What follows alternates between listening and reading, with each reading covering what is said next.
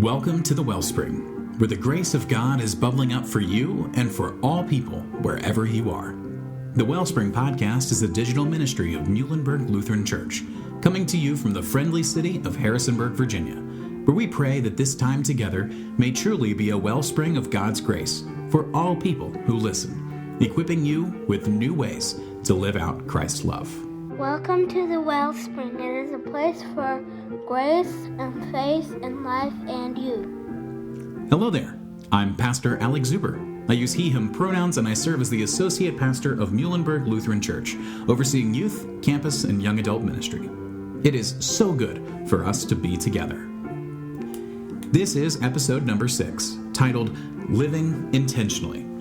This is the final episode of our first series of this podcast, concluding our study on the book Trauma Stewardship, an everyday guide to caring for self while caring for others, by Laura van Dernoot Lipsky. Today's episode covers Chapter 12, The Fifth Direction, a daily practice of centering ourselves, and the book's conclusion. Our guest host is Dr. Mark Warner, the retired Senior Vice President of Student Affairs at James Madison University, and a Muhlenberg member. The conclusion of this book draws us to a place where we can find our center, understand ourselves, and remember that this self-work is not selfish. As we each strive to bring compassion to our daily lives, whether that's vocationally or in simple moments each day, we are meant to live intentionally with a clear and consistent sense of who we are. Mark discusses the development of a personal mission statement, and we conclude with a reflection on Luke 4:16 through 30, where Jesus lays out his own mission statement for life and ministry, but is quickly misunderstood by those in his hometown. In this, we see that living intentionally and centering ourselves on our own values and calling is a faithful and self-full way of life that makes us fertile ground for growth and a wellspring of grace for all in need.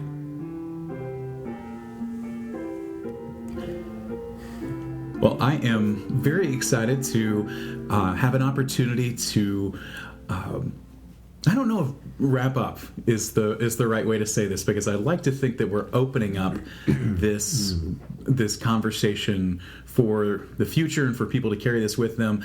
I'm grateful to be here with you, with Dr. Mark Warner, who is a professor of mine from my days at JMU, and I'm grateful now to be co-workers in the gospel here at Muhlenberg, and to bring that relationship to this conversation, a final conversation on trauma stewardship, and the concluding chapter, the sense of the fifth direction here, and the conclusion to Laura van Dernoot Lipsky's book. So, Mark, welcome. Glad to have you here. And I guess, can you give a little background on yourself and who you are, and why you so willingly said yes to being a part of this episode 6 conversation?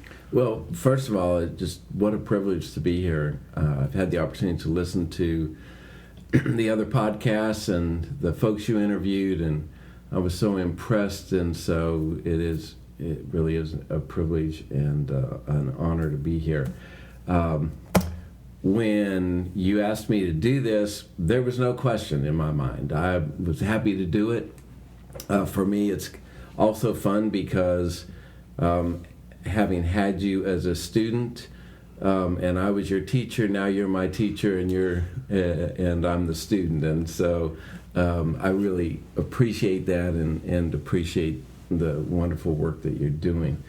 I think I'm probably here because I've worked with trauma during my whole career. Mm-hmm. I've lived with trauma, and I've learned from trauma.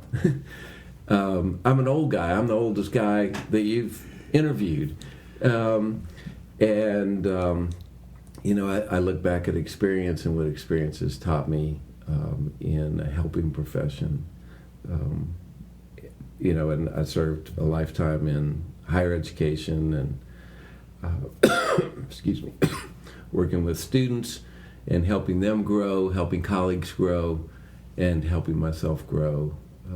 And it's been a wonderful, wonderful journey.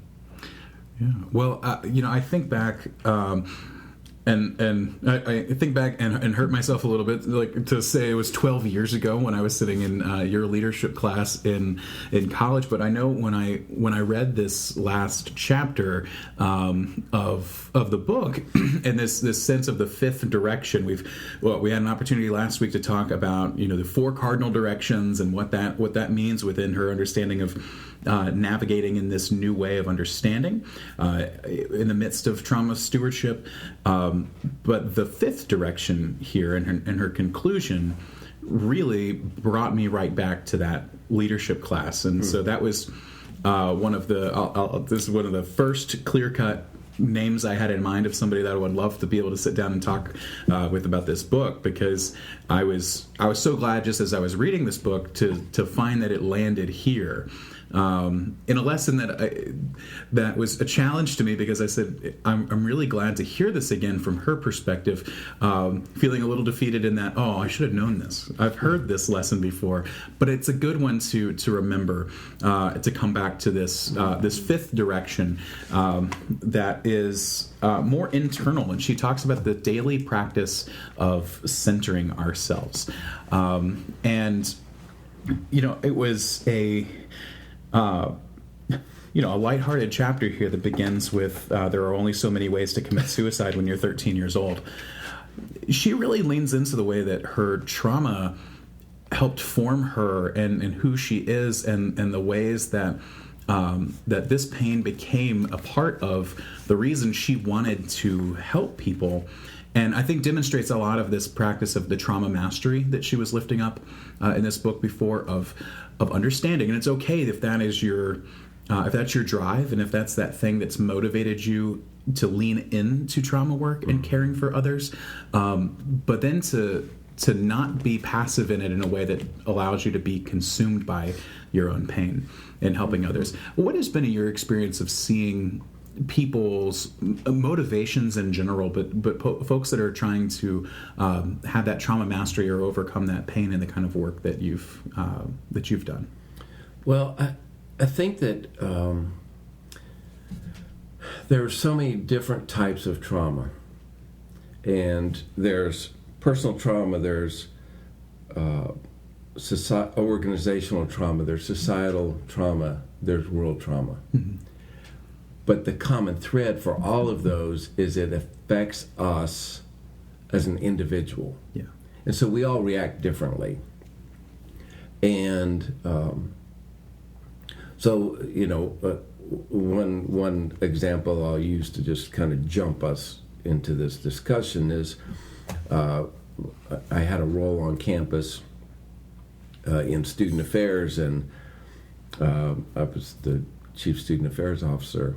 And I was on the phone with a woman whose daughter had just died of an overdose.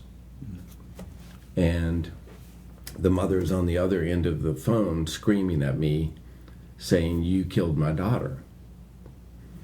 And it was her way of, she was dealing with grief. Yeah. An unimaginable grief. And it certainly was not a time to defend the institution or anything else. It was a time to let her vent, to listen, to be empathic. And, when I got off the phone, I had to realize she wasn't talking to Mark Warner. Yeah. She wasn't saying I killed her daughter. But we as a organization did, is in her mind. And we all deal with it in a very different way. But for me, I had many events like that. And what I had to learn was I had to take care of myself also. And it's, as we previously have talked about, it's not that idea of being selfish. To me, it's being self-full. Mm. It is, I have to fill myself up with reserves, with things that provide energy, with things that allow me to be resilient in these tough times. And I had to figure out, what does that look like? How do you do that? Early on in my career, I was going to be a psychologist. And in my doctoral program, I did my first internship in Charlottesville, and I dealt with mostly suicidal people. And I took them home with me every single night. Yeah. And I could not get rid of that. And so all of a sudden I had this epiphany. Hey, Mark, you probably shouldn't be a psychologist. And what I discovered was where I needed to be was finding people who were healthy and help them exceed their own perceived potential and enhance human potential and move from that place up. Yeah. But I had to learn it the hard way that I just I was not able to leave them at the office.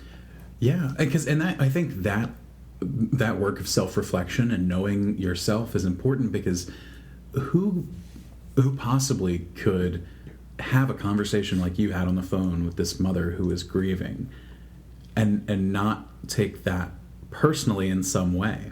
Mm-hmm. And I'm grateful that, in the role, someone was able to look at you and say, you are a gifted and compassionate enough person that we are going to entrust you with this role mm-hmm. of caring for this person who is experiencing the worst grief of their life. Mm-hmm. And we're going to trust you to be caring and compassionate for yourself enough to care for yourself after that conversation. Because that to me is the premise of this whole book, is to say, I'm glad that you were doing that trauma work. I'm glad that you were there to care for her. You would not be able to be there for the next one, for the different one, for your partner, and for your friends, for your family, for your colleagues, if you continue to dwell in that. If you didn't have the ability to step back, reframe, she's not calling Mark Warner a killer. She might be in her own words, but this is grief. I can be able to reframe this right. to carry it in a healthy way, because it is going to take a toll. And knowing at a time when you say, even though I've had these practices where I'm getting better at letting these things go or setting it down, I'm still carrying some of this. And so, that reflection of saying, I can't do that kind of work all the time. I just, knowing my empathetic self, I need to have a few more wins along the way of I'm helping somebody to succeed and thrive rather than helping someone get back to a baseline of functioning. Right. Because it's hard work, and there are people who do that and are committed to that and are uplifted by that. And I'm so grateful for those that do it.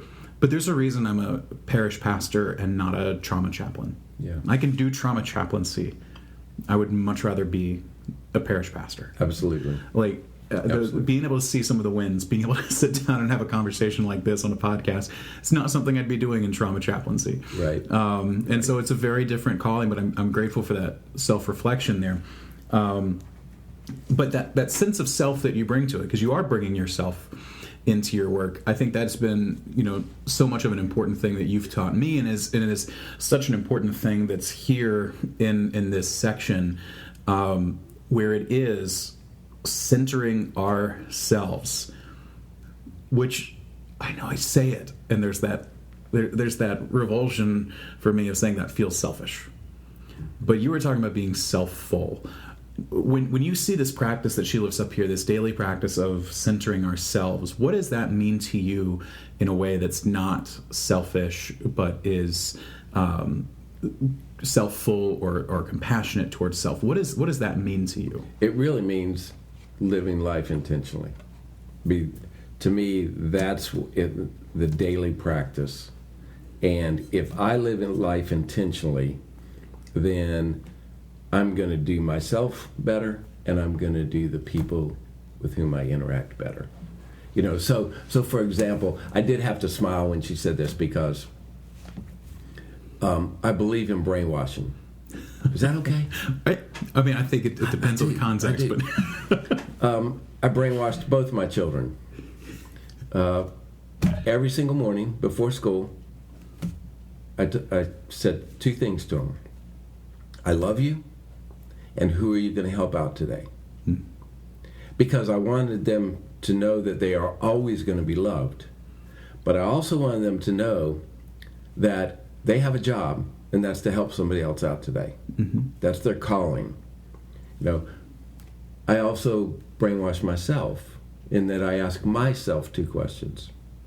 How are you going to make a difference today? And what's going to be the adventure? And when I go to bed at night, I know I did everything in my power to make a difference. I always find an adventure. And so I think it's so important, and I think what she's saying here is, how do you invite your day? What are you telling yourself? If I wake up and say it's going to be a terrible day, guess what? It's going to be a terrible day. If I say it's going to be a great day, it's going to be a great day. I'm the only person who determines that, nobody else. And so for me, it is not selfish, but it is saying, okay, I'm going to embrace this day, and I'm going to do everything I can to live out what my mission is and what was important to me. But I can only live one day at a time. I don't know what tomorrow's going to bring. I don't have any idea. So by listening to what we tell ourselves in the morning, I think is really, really important. Really important on how we start our day. Yeah. Well, and I think that, I guess in hearing you say that, I too believe in brainwashing. And it's going to feel like we're stepping into weirder and murkier waters, but I think that's part of what we do as a church. And it matters what we wash our brains with. Yeah, and what exactly. we wash our whole lives with. Because, you're talking about that if it's that negativity, if it's that self-hatred, if it's that, that sense that you're never enough, that's going to be dangerous. But I think about, the act of worship. Usually we begin with either confession and forgiveness, or we begin with thanksgiving for baptism, both of which we recognize that we are washed in water and the Word, that we are sinners who have failed and fallen in so many different ways, and we are loved. That I love you. Who are you going to help today? That feels like the rhythm of confession to me. It's us naming this litany of ways that we have hurt others and hurt our relationship with ourselves and with our God, and then we hear God's responses say, "Yeah, I love you." Yeah. So who are you going to help today? What are you going to do with that? Right. What are you going to do with this grace that you've received? And I feel like the whole flow of worship that comes after that is, okay, so what are we going to do with this grace? Right. We've had forgiveness proclaimed over us now, here in the beginning. Yeah. Let's sing about it. Let's read about it. Let's reflect on it. Let's feast about it. And let's be sent to share it. Which, over the entire time that we've been recording this series for the podcast, we've been doing these historic worship services as we celebrate our 175th anniversary. And I've appreciated that opportunity to see the intentionality behind all those liturgical pieces, to see the ways that they've come together in the ways that we worship now, that it is about living intentionally.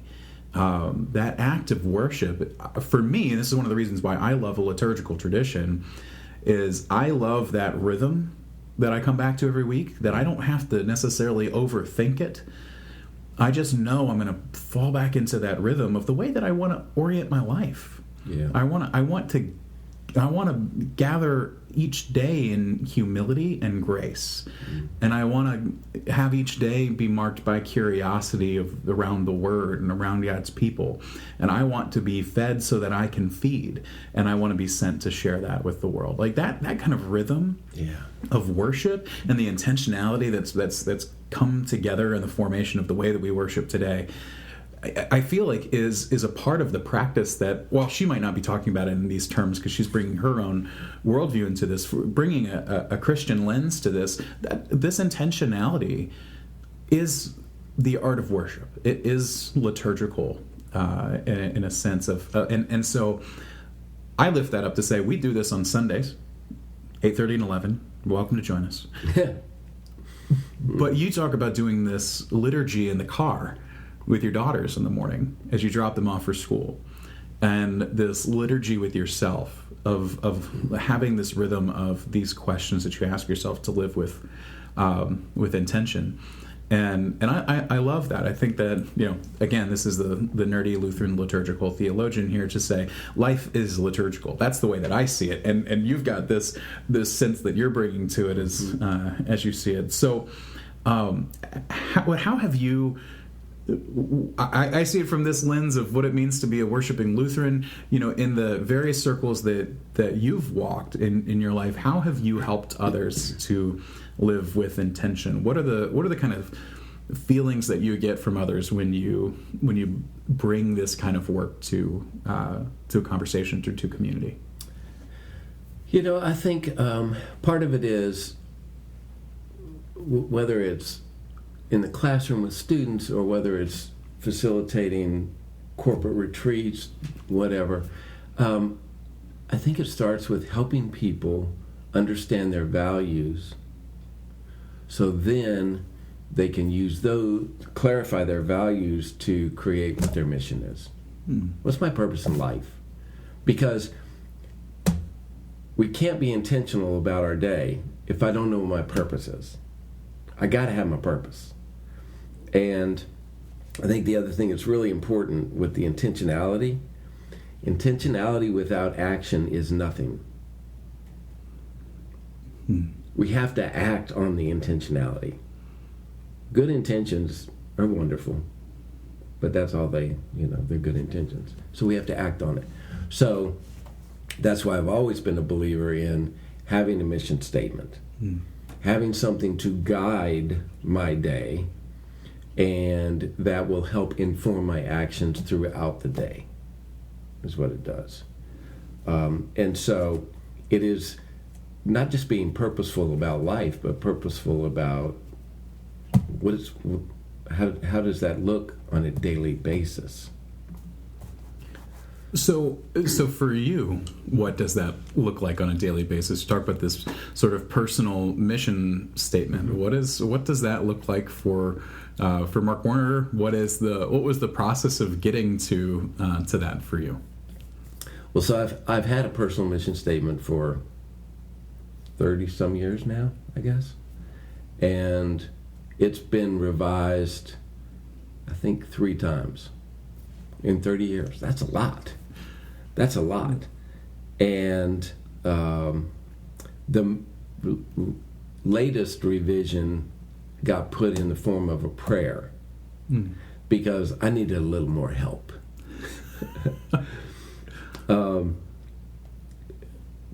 If you don't mind, I'll just share it. Please, yeah. And that way, then I can talk from that. God, please grant me the grace to be a loving husband, father, and grandfather, the agency to connect with Jenny, Sarah, and Katie, and grandchildren intentionally, the power to transform lives, the ability to make a difference, the eyes to find new adventures, the courage and the wisdom to lead, the humility to serve, the fortitude to be a man of integrity, the fervor to learn and laugh each day, the passion to live life to the fullest, and the strength to integrate mind, body, and spirit. So what that does is it says, okay, if that's your mission statement, what are you going to do today to enact that? So, for example, when I think about the piece about transforming lives, it is, how am I going to make a conversation with somebody deeper? I despise superficial conversations.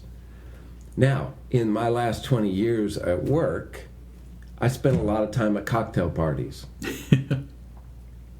I did not enjoy cocktail parties. Yep.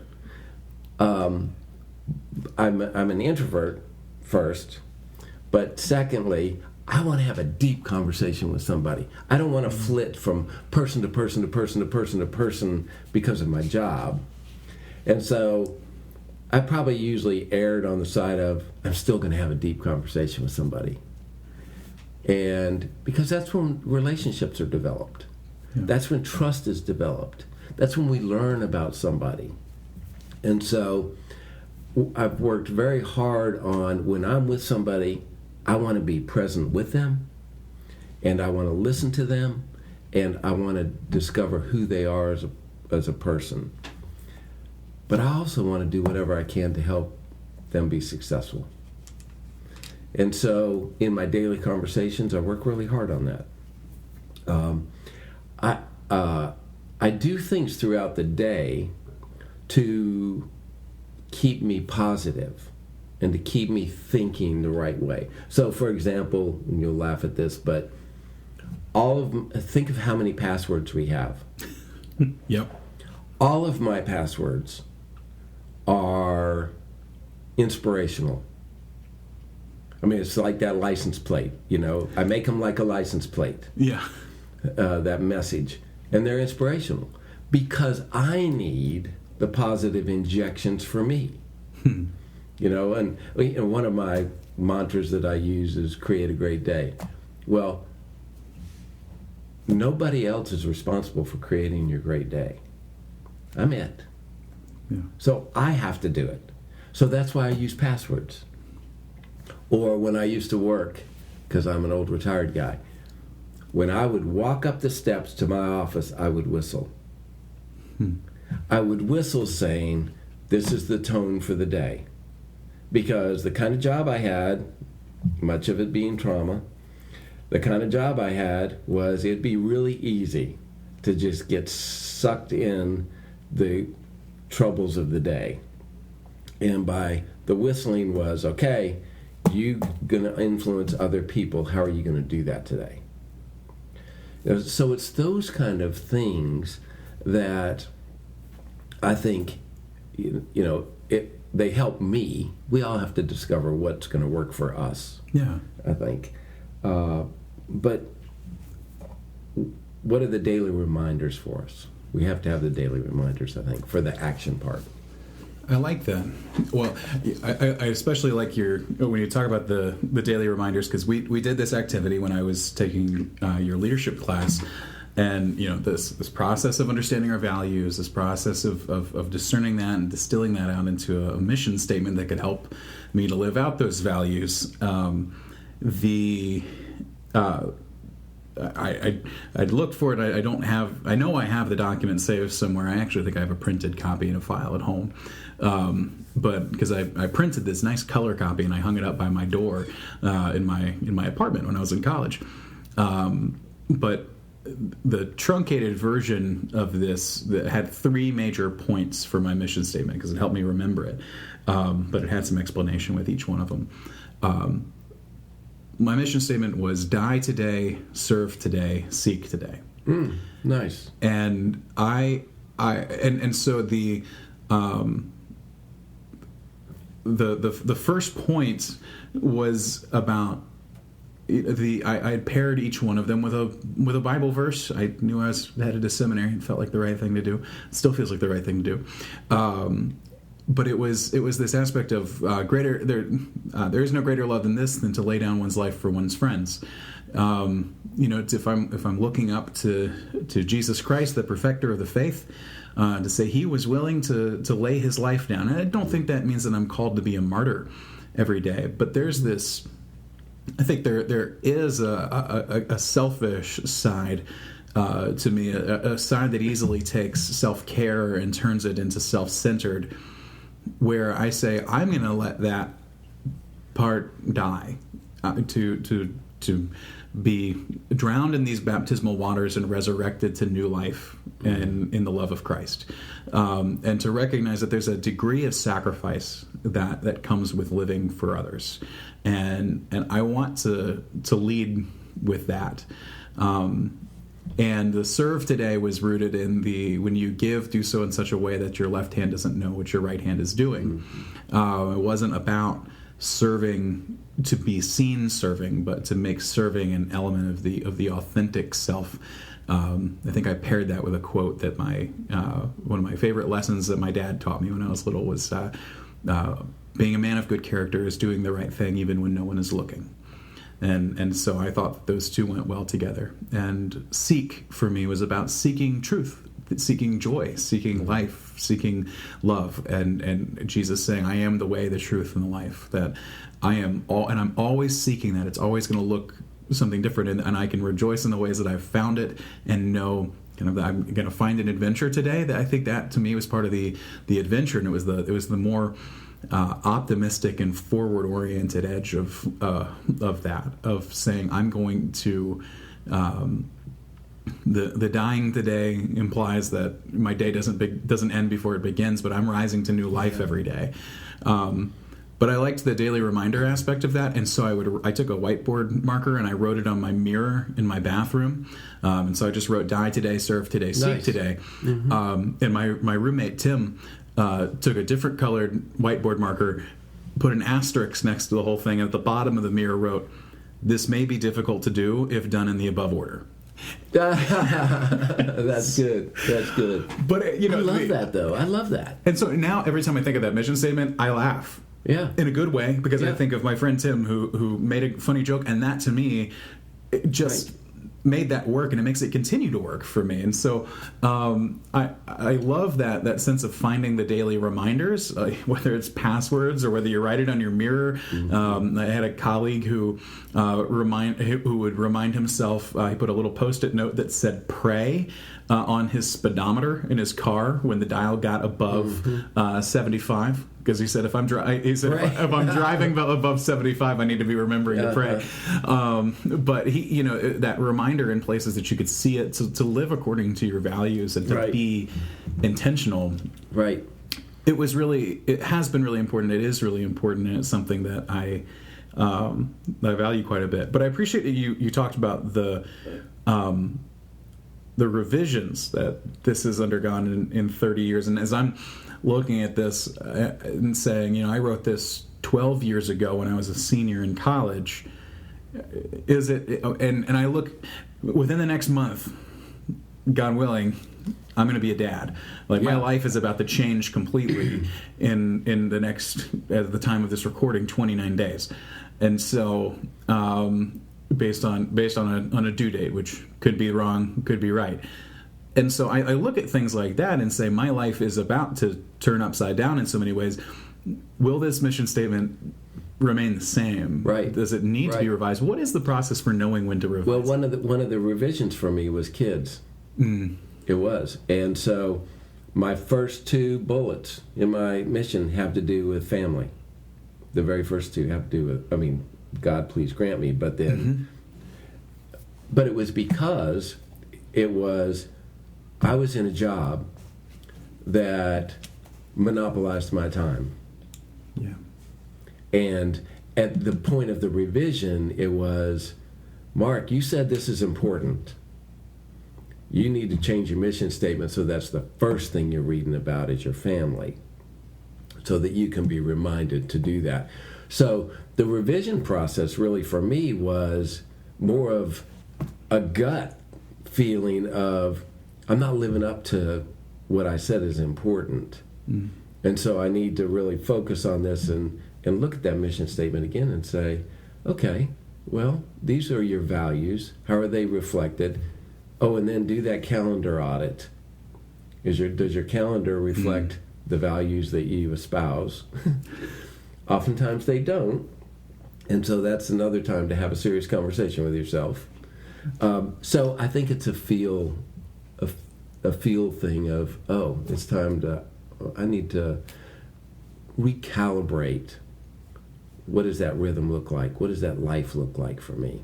Yeah, well, because in the busyness of a job like that, and I think for anybody who's listening, who is wanting to bring compassion to the world around them, that's the foundation that I've been trying to bring to this whole conversation. Is if we want to bring compassion to the world around us, we're going to be interacting with people's trauma, because we're all dealing with trauma in some way. I think that in the midst of that, in the midst of compassion-driven vocations, in the midst of compassion-driven outlooks on life, we can become overwhelmed by that. We can become consumed by that to the point that we don't feel like we're living intentionally anymore. that we feel like we're just Right. we're just moving along with the current of all these different things that are happening. And so I appreciate this as an opportunity to say this is my guide point. This is this sense of self, this strong sense of self. It's going to mean that I'm never truly feeling lost, even if there's times in life where I'm feeling like I'm getting pulled in different directions. That's going to happen. Right. But I am staying rooted and grounded in who I am. And she gets into that in this conversation of, the loss of her mother and the birth of her daughter being these two epiphany moments for her. One where she felt like she lost her faith in a major way, and then one where she felt like she rediscovered it in this. And through that came to a deeper understanding of what it means to be living with intentionality, with this sense of daily intention. And so she's not quite framing it in this section as like a personal mission statement, this overarching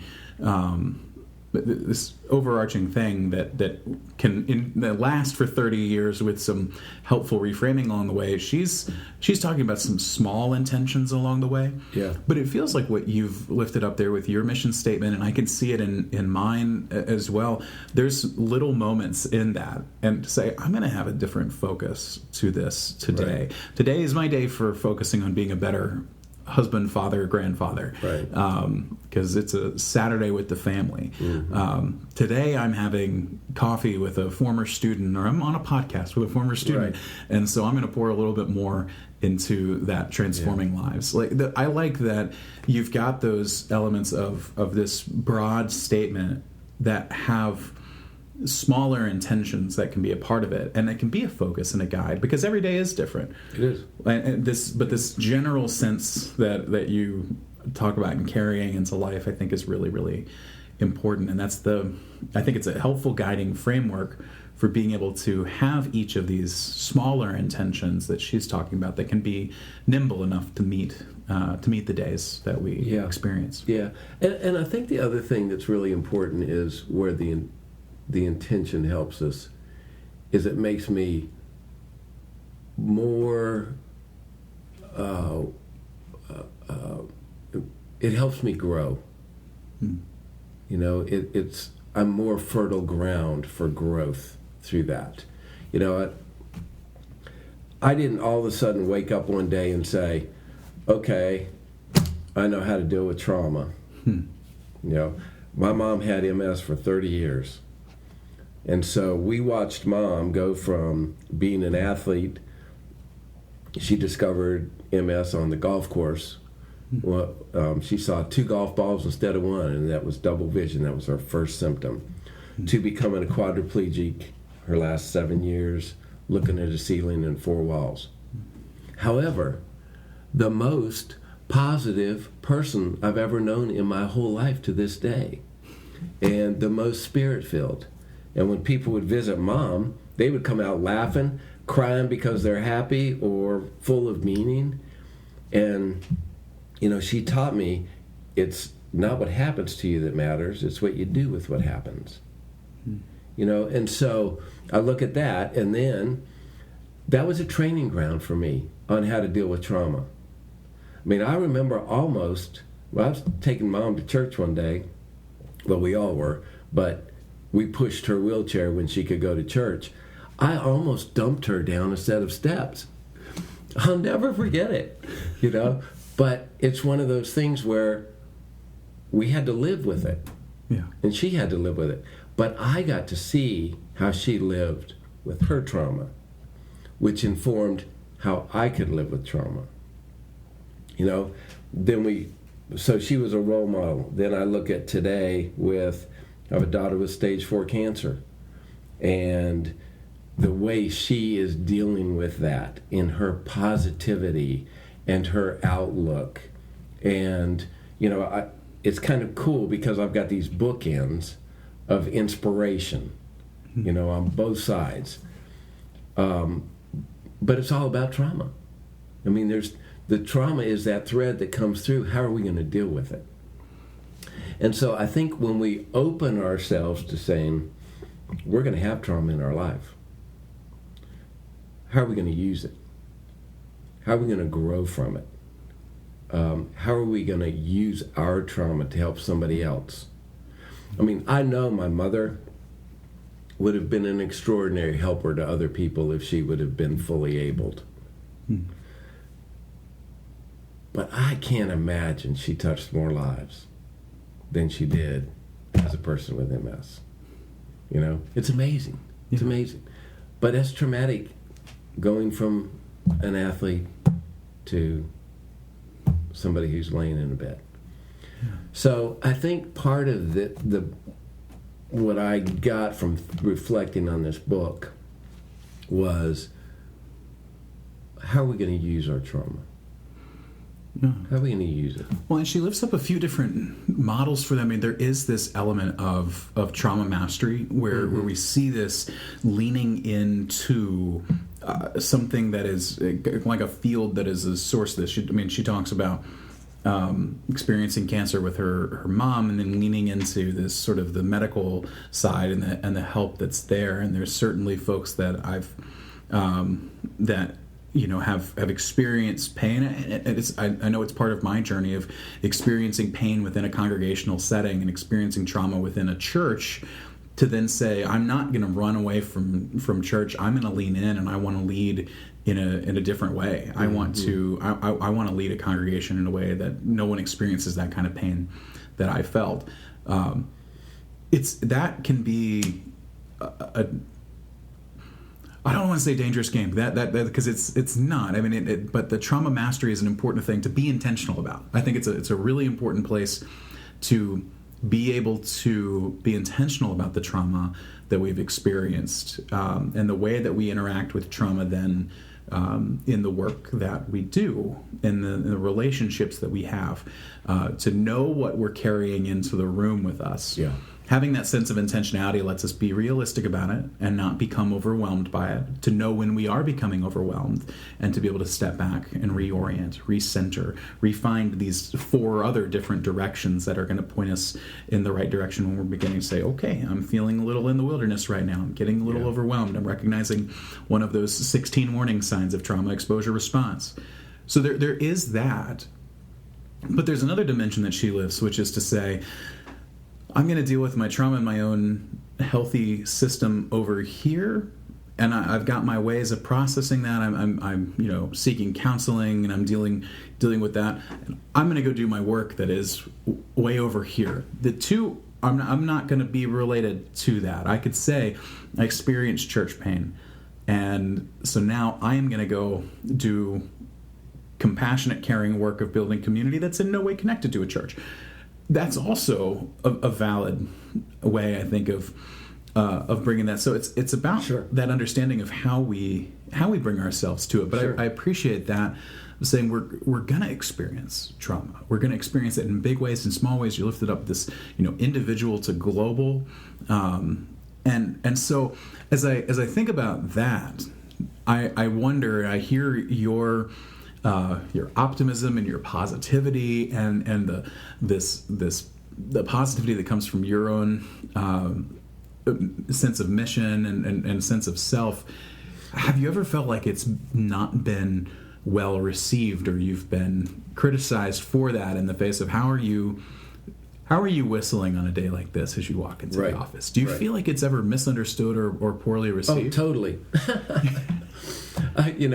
It's interesting because a lot of talks I give, I let people ask questions, and they say, "Are you really happy all the time?" With this, it's not meant as a compliment, I don't think. And my answer is, yeah, I really am happy most of the time. And it's my genes. Mm-hmm. It's my parents. I saw my dad, I saw my mom, I saw them embrace life. I was so fortunate that, and I don't take that for granted at all. Yeah. But I also know that me being happy all the time is because I work at being happy all the time. I go back to my daughter who has cancer. When I take her to all her infusions at UVA, and it's over an hour drive each way. We have a blast. We talk, we laugh, we tell stories, we're dumb, we talk about cancer research, and those have become so cherished. And part of it for me was I did have to make a decision, how am I going to deal with cancer? And so my mantra became faith, hope, love, and create a lot of new memories. Well, the intentional part of that is create those new memories. Yeah. And what are the memories I want to create? Do I want to sit there and wallow? Do I want to waste our time together commiserating? Nah, let's don't do that. Let's bring our time together and create better memories than we could ever imagine. That's it. So, some people I've been accused of being, well, I don't know that your generation even knows who Pollyanna is, but my generation has been seeing that world as a beautiful thing. I'll take that criticism all day long because it served me. I'm one of the happiest people I know, and I'm okay with that. Well, and I think that's great because that is, you said it's my genes. It's who I am. It's that's you, and that's what you bring to life. And I think that comes from this strong sense of self that's there again, not selfish, but a clear sense of who I am. And I say I am. I'm going to lie and say I've never been sad before. Yeah. Like I've experienced sadness and pain. But you've committed to dealing with it and reconciling it in a way of hope, and I love that, and I also love the people who will take a different track from that, and say I am going to sit with this. I'm going to sit with this pain right now because that is my job. We talk about the difference of the psychologist versus the higher education, the trauma chaplain versus the parish pastor. Like there are different people who do different jobs. And I look at artists. I've been doing a lot of reading about neurodiversity and understanding different neurodiversity, and from ADHD to dyslexia and autism, and understanding these different ways that neurodiversity contributes to group creativity and different levels of giftedness. One of the chapters of this book that I'd been reading was about mood disorders, and he leads by saying, I'm not here to say that depression is a good thing. Like depression isn't good, and no one who's depressed is like, oh, this is the best way to be. But there is a well of creativity that comes from this place of depressive mood disorder. Sure. He said, without depression, we don't have Vincent van Gogh. Yeah, right. Without heartbreak, we don't have Taylor Swift.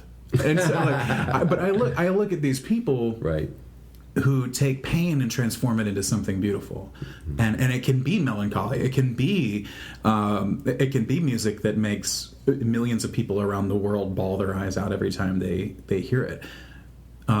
Because they connected with something so beautiful and pure in that. And so it's this very different sense of they've brought themselves to this. And there's nothing wrong with that, just as there's nothing wrong with this unrelenting positivity that I've seen you bring to life, and this building up, because I think there's two different ways of being very realistic about pain. And to say that for one person to say that the pain is real, but joy is the fertile ground where things can grow, and I want to grow things around this pain. Yeah. For someone else to say the pain is fertile ground for something beautiful to grow out of it. Yeah, like right. Those are two different senses, I think, that come from a deep sense of self and a rich understanding of who I am and what gifts I bring to this world. It is intentional. It's not passive. It's not just being blown about to and fro. But I think I so agree with that. And but I think for both sides, in order to thrive in this world, we have to figure out how to take care of ourselves. because, for example, in the trauma of my job, I also was very intentional about, okay, Mark, what are you going to do to take care of yourself? Yeah. Well, guess what? I'm going, on my calendar, I worked out every day at lunch. That was my time to regroup, to refresh, to re-energize, and then I was ready for whatever the end of the day had, Or I play pickleball, or I do woodworking, or I know what makes me happy. Yeah. And so I think we each need to figure out what makes us happy so that we can go to that place when we've dealt with the trauma. And when we've dealt with the hard times, we can go to that place and say, I need to fill up again. I need to fill up. Yeah. And it's not selfish. It's self-full. Yeah, I love that. I love that reframing there and I think that's been so much of what this book has been about. And I mean, this quote that's right here on the front cover by Jack Kornfield says, "This book is a gift, a wise and compassionate guide for those who undertake the difficult work of caring for the traumas of this world." Yeah. It's a wise and compassionate guide, I think, so that we can bring wisdom and compassion to our own sense of self. And so I'm grateful for that. I'm grateful for the ways that you've lifted this up through your experience here. And I wanted to lift up for our the biblical foundation, I think, for this. For me, I have used the example of writing a personal mission statement when preaching on this text in the past. But it's the story from Luke chapter 4 of Jesus being rejected in Nazareth. This is Luke 4, starting at verse 16.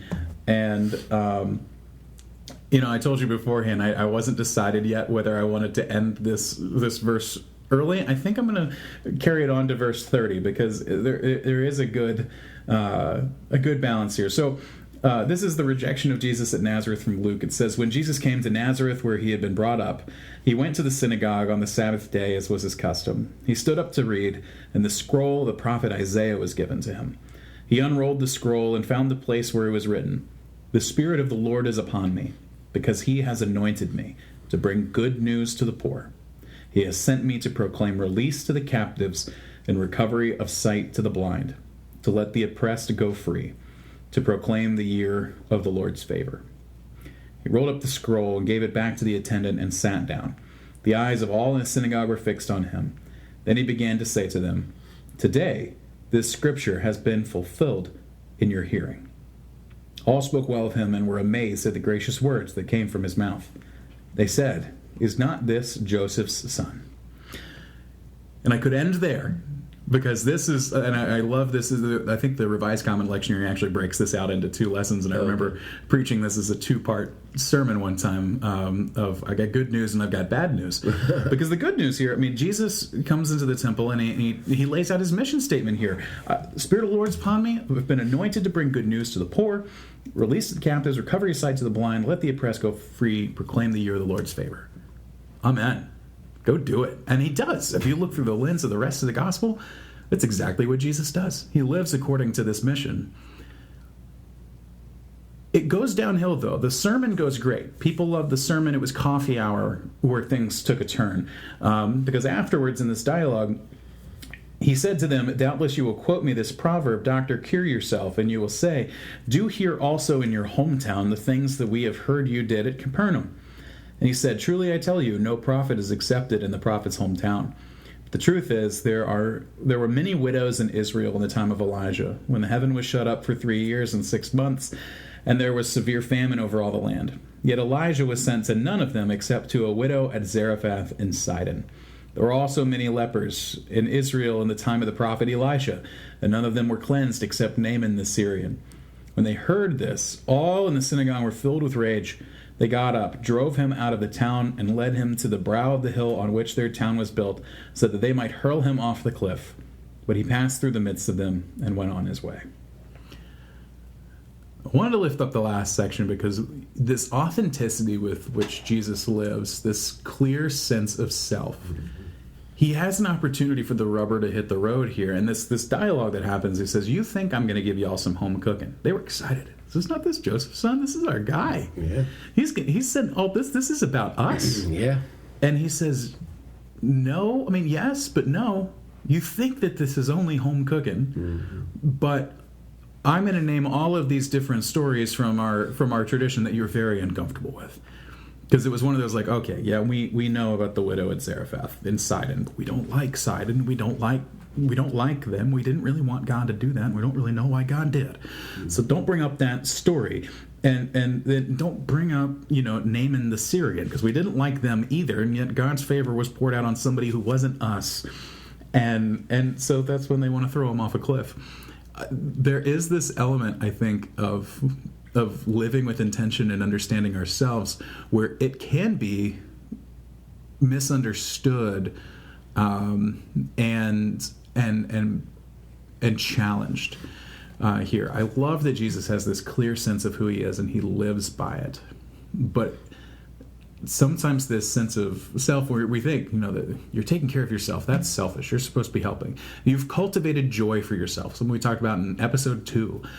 Like, you cultivated joy for yourself, but this world is hurting. How dare you? And there's plenty of these moments where I think we're incredibly misunderstood in the way that we live out our sense. How do you hear this from the perspective of this conversation on intention? How do you hear this story? So when I first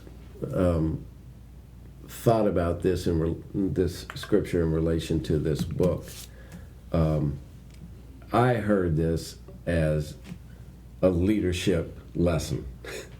And the leadership lesson was, do what you know is right.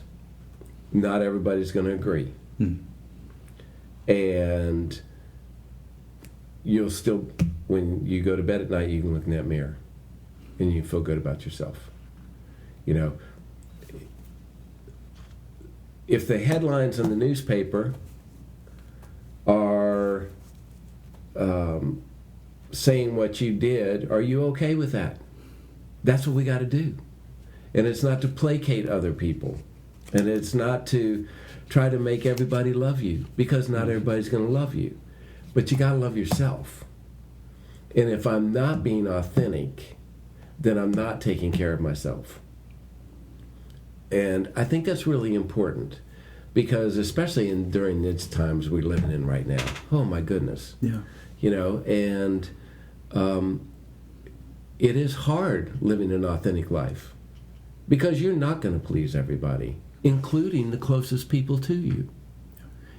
So the closest people to you might live in your town, like Jesus. But he could have said whatever would have made them feel good. Absolutely. But that would not have been authentic.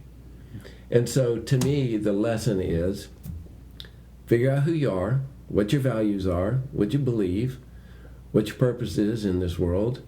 Be intentional about making it come true. And know that you're not going to please everybody along the way. Yeah. And I think that, because we do see a contrast in sense of self versus selfish. Because they thought we're going to get home cooking. Absolutely. From this. We were going to get, we got this powerful prophet all to ourselves. Yeah. The Messiah is one of us. But Jesus is showing you don't yet understand that this is good news for you too, and the fact that I am blowing the doors on this wide open. And if love is for the widow at Zarephath and for Naaman the Syrian, then love is for you too. This is bigger. This is bigger than this space, and I don't think you're seeing the ways that this is love and liberation for you as well. Right. And so I appreciate that sense of living authentically, because this is the most authentic way that Jesus can live this out, is by then saying it's not about a special insider group. You don't get it. I'm talking about the lowly. I'm talking about the poor and the captive and the blind. Yeah. Like, it's not y'all. Like, it is you, but it's not just you. And I think that there's plenty of times when if we live with this compassionate authenticity and this clear sense of who we are and how we want to uplift the world, it will be misunderstood at times, and when we're trying to transform the world and transform lives, I think of one of my heroes, a theological giant who lived among in the civil rights movement, Pastor Will Campbell, who was a pastor in the Deep South. Grew up in a church that he realized the front cover of the Bibles was emblazoned with the Ku Klux Klan logo. Like they are the ones that donated the Bibles for the church that he grew up in. He was a really important part of the civil rights movement. He was the only white pastor invited to the first gathering of pastors that Dr. King assembled. And he walked with the Little Rock Nine. He was involved in this movement in all these different ways. But after Dr. King's death, he was ostracized by the movement in a big way. And there was a lot of folks that he rubbed the wrong way all throughout his life, because he would be willing to cross the line and go talk to the other side. And like, what are you doing sitting on the front porch sharing a whiskey with the Grand Wizard of this chapter of the KKK? What are you doing? What are you doing going to prison and visiting Dr. King's killer? And his philosophy was that if I believe that God loves us all, God loves us all. Like, I'm here saying that God loves all of my siblings of color here. God also loves the people that are perpetuating the opposite of that. And I'm trying to go be my authentic self, and it's rubbing them the wrong way that I am who I am and I do what I do. But I'm trying to show them that they're loved. And so that it was a consistency and intentionality in his life that I found incredibly inspiring. And he was alienated in a lot of ways from the movement because he lived with that consistency. And so there's so many different moments like that. I always think of Will Campbell when I think about this story from Luke 4. That's powerful. Yeah, that's powerful. That consistent authenticity is there, but I think it only comes from a clear sense of our values and our mission and our self. And that takes work. Yeah, so it takes work. We usually leave off these conversations with some questions. I'm curious if you maybe rather than questions. She's got a few suggestions that are here at the end of the chapter of try this, but I'm curious on from your perspective, what would it take for someone to write their own personal mission statement? If that was our take home and the kind of project for anybody that's listening, what would you recommend as some steps to do that process? So I think it first starts with values clarification. Write down your top 10 values, and I prioritize those values, and then say, okay, well, what does this value look like in my life right now? From a concrete standpoint, what does it look like? How am I living it? And then I think it's also important to do that calendar audit. But then to say, okay, if I take all this together, who do I want to be? It's too often, I think what happens is we live our life, life happens to me instead of me being the architect of my life. Actually, God's the architect of my life, but anyway, on this earth, I've got to do some action. Yeah.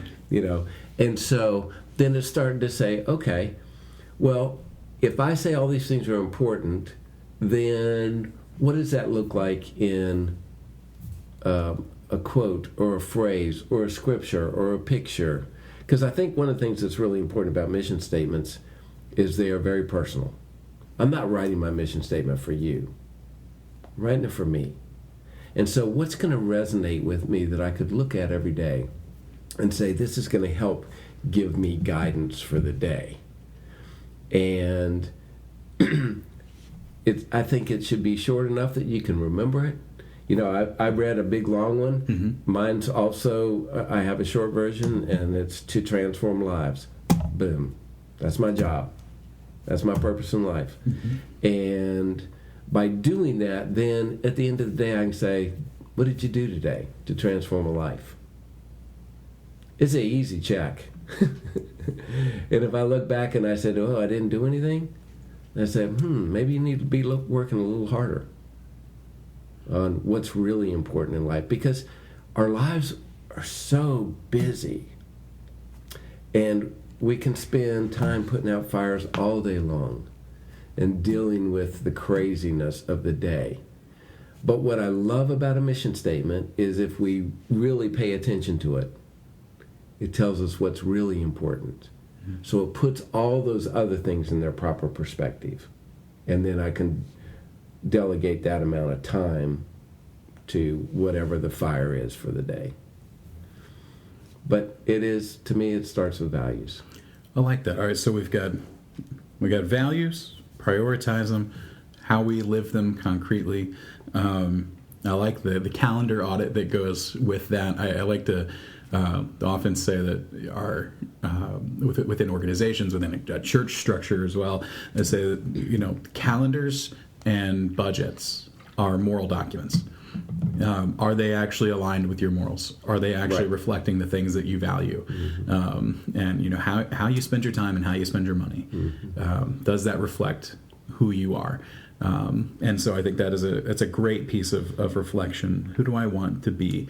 And letting it be personal. I mentioned my roommate didn't understand what my mission statement meant to me. That's okay. His misunderstanding of it turned it, making it a little funny and making it even more memorable for me. And so that's great. But I love that very personal. You're not writing this for anybody but yourself. You're welcome to share it with others. I'm grateful that you shared it here. One of my favorite mission statements from a student, she had tattooed on her ankle. And the tattoo simply said, "Scatter joy." And I thought, wow, that is so cool. And I love that. 2 words that are so powerful, but that was her mission statement. And so that's what I mean about make it personal. Yeah. I'd kind of maybe we need them all tattooed on us. I don't know. I get probably maybe a weird conversation starter for me. I'd welcome that. Anytime I can get to a good conversation about a lived baptismal theology, that's right. I'm good with that. Well, and so for a big sense like that, for a big picture mission statement, something that can help define a sense of daily intention. I love that structure she offers up at the end of the chapter here. When the day begins, take several deep breaths, close your eyes, ask yourself, what is my intention today? She asks about at the end of the day, what can I put down? What am I ready to be done with? And then she also talks about designated day of rest. Whether you call it Shabbat, Sabbath, or simply a day off. That's one that is a very we'll claim that as a very Christian principle. There's a reason for rest, that reset, that moment. And I think it can happen in moments too. That time of noon working out, that time of worship on a Sunday morning that allows you to reorient your life around the rhythm that you want to live. I think those kind of moments are really key. And so I know my encouragement with this for folks would be to say this isn't something that's going to happen in like a 30-minute sit-down reflection. I think it's something that you can take some time with it and be intentional. At the time that we're recording this, we are on the cusp of Lent. I think that sense can be something we walk with and cultivate throughout a longer season. In conversation is always good, but it is personal, and I appreciate you lifting that up. I think the other thing with the mission statement that's really important is people want it to be perfect the first time they write it. It's not going to be perfect. Don't get caught in that, and you can wordsmith later. But the second part of that is, I really do believe, put it in a place that you're going to see every day. At least till you get to the point you feel like you've internalized it, and so whether it's a bathroom mirror, or whether it's your favorite nightstand, or whether it pops up on your phone, whatever, but it's that idea of, I need to make this part of that daily activity is read through my mission statement, and that helps give me my guidance for the day. and then it becomes part of who I am. Yeah, it becomes the center of ourself that she talks about, absolutely, and that's when we're feeling lost and we're looking for the direction. That is a direction to travel. She's got these 4 outward directions that we talked about last week, but this is the traveling to our center and finding who and what is at the heart of us. And she's bringing a lot of the Eastern philosophy to this, but I think as well, we find the image of God in ourselves as we truly look to the center of who we are. Yeah, and I think about your last podcast, and there was a section on balance. Mm-hmm. I have a friend who talks about life balance, and he says, well, there's no such thing. And what he says is there's life, what we need to be striving for is life harmony. Mm. And to me, I really like that, because when I think of being centered, it's a life of harmony. It is how I'm making decisions that fill me up and that make me feel good. I'm not ever going to be balanced, but am I comfortable with the decisions I'm making to be self-full? Yeah. Well, but even the attempt to find balance of saying, I know I'm not in balance right now, but I'm leaning back to get more to balance. You can't do that without a center. You can't do that without a pivot point here. And so thank you for helping us talk about our center today. So this has, I think, been a wonderful way, not of concluding this podcast. I like to think this is a way of opening it up. I'm looking forward to conversations that continue to happen around this great book, around these important concepts. And so for anyone who's been listening to the podcast, I want to encourage you to walk with your conversation partner and share whatever part of this you're comfortable sharing in all these various spaces we have, whether it's on our Muhlenberg Lutheran Facebook page, on our Instagram at Muhlenberg LC, or on YouTube. Wherever you engage with this podcast, we encourage you to share and engage and pass this on and be in dialogue with others. And I thank you for gathering with us around the Wellspring. I know in my notes I say we look forward to another episode next week. I don't know what the next series will be, but this won't be the final episode here. We'll have new series for the Wellspring coming up, and I'm looking forward to the ways that allows grace to meet us where we are. But in the meantime, I encourage you to learn more about our Muhlenberg congregation online by joining us for worship each Sunday at 8:30 and 11 Eastern Standard Time. The 11 o'clock service is streamed live on Facebook and YouTube. In addition to your financial support of the ministry of Muhlenberg makes the many ministries, including digital ones like this, possible for our community. You can make your gifts online at www.muhlenberglutheran.org/give. I'm Pastor Alex Zuber. I'm Mark Warner. And I'm so glad we could be together today. Pray that God's grace has bubbled up to meet you wherever you are. Now, go in peace to live out Christ's love.